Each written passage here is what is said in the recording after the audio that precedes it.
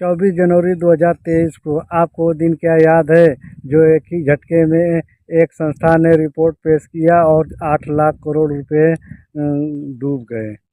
दोस्तों, क्या आपने कभी गौर किया है कि शेयर बाजार में कुछ घटनाएं ऐसी होती है जो सिर्फ कंपनियों को नहीं बल्कि निवेशकों की मनोविज्ञान को भी हिला देती है। साल 2023 में कुछ ऐसे ही हुआ था। एक रिपोर्ट आई और देखते ही देखते अडानी समूह के शेयरों में भूचाल आ गया। शुरुआती कुछ ही हफ्तों में समूह का कुल मार्केट कैप $100 बिलियन था। $100 बिलियन से ज़्यादा घट गया, यानी भारतीय मुद्रा में कहे तो लगभग 8 लाख करोड़ से भी ज़्यादा रुपए थे। संपत्ति बाजार से गायब हो गई। स्थिति इतनी गंभीर हो गई कि संकट से पहले दुनिया के तीसरे सबसे बड़े अमीर आदमी गौतम अडानी अमीरों की सूची में काफ़ी नीचे चले गए। लेकिन कहानी यही ख़त्म नहीं होती है। अब असली खेल यहाँ शुरू होता है। अडानी समूह की प्रमुख कंपनियों अडानी इंटरप्राइजेज 20,000 करोड़ रुपए का एफपीओ रद्द करा दी, जो कि लेकर आई थी। उसका फुल्ली सब्सक्रिप्शन भी हो गया था और अडानी साहब ने देखे कि उस समय शेयर का हालात बहुत ख़राब है। इसके वजह से उनका आईपीओ रद्द कराना पड़ा और निवेशकों का पैसा वापस लौटा दिए। जब निवेशकों का पैसा वापस लौटाए तो अडानी ग्रुप पर बहुत विश्वास हो गया। यह शेयर आपके लाइफ टाइम हाई से 80% टूटने वाला था। अडानी इंटरप्राइजेज एनर्जी सॉल्यूशन 70% से 75% की गिरावट आई।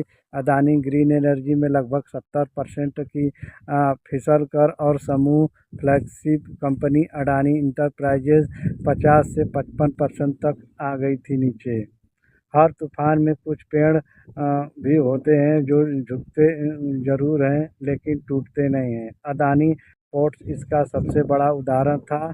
भारत के समुद्री व्यापार का बड़ा हिस्सा संभालने वाली कंपनी में भी गिरावट आ रही थी, लेकिन उसमें थोड़ा सीमित थे, जो कि बाद में थोड़ा थोड़ा करके रिकवरी तेज़ी से हो गया। अंबुजा सीमेंट, जो कि अडानी जी दो कंपनी खरीदे थे, अंबुजा और एसीसी, इसमें नकदी की वजह से सुरक्षित बने रहे।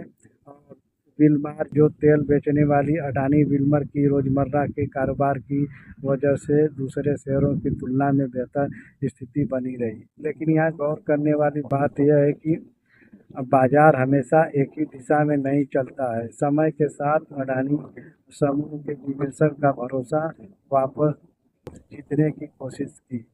समूह के लगभग $2 बिलियन से ज़्यादा के प्रमोटर लोन समय से पहले चुकाए। गिरवी रखे हुए शेयर जो छुड़ाए गए और धीरे धीरे बाजार का नज़रिया बदलने लगा।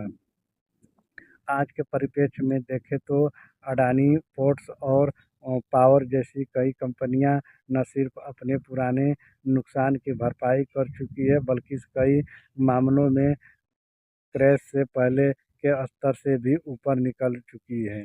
इस पूरी घटना से हम एक बड़ी सीख मिलती है कि शेयर बाजार में डर और लालच दोनों अस्थायी होते हैं, लेकिन मजबूत बिजनेस, कैश फ्लो और धैर्य लंबी अवधि में अक्सर विजेता साबित होता है।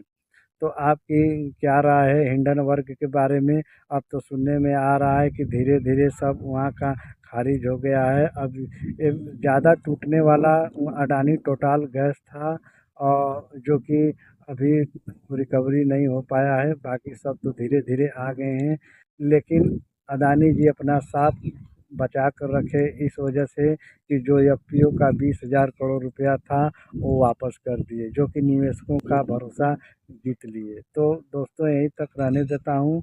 फिर से मिलेंगे।